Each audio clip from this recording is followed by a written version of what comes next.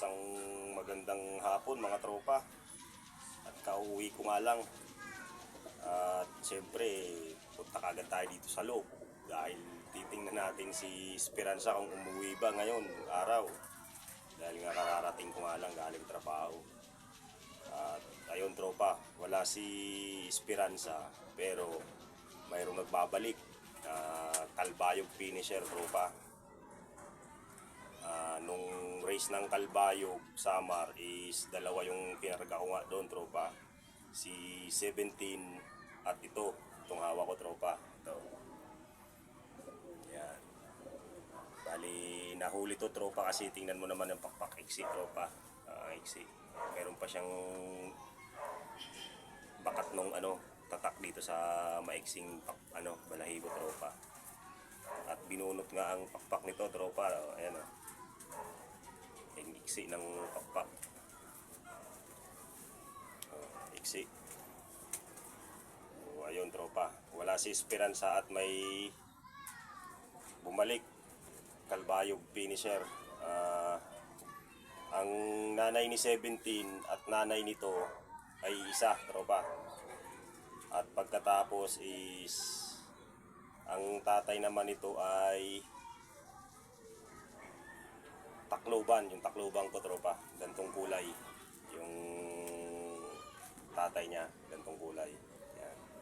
So ayan tropa, at inaasahan ko talaga na tropa, uuwi yung ibon na to, kaya lang di ko alam kung kailan, dahil nga sa ang homing instinct ng lahi niya is talagang umuwi tropa sa may-ari.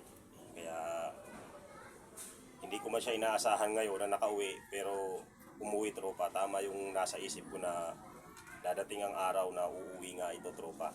Yung bird ng ERPCI nga pala to tropa. Yan.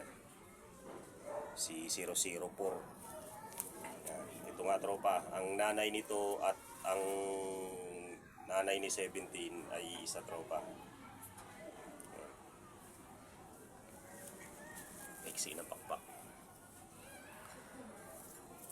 Butit nakabalik na.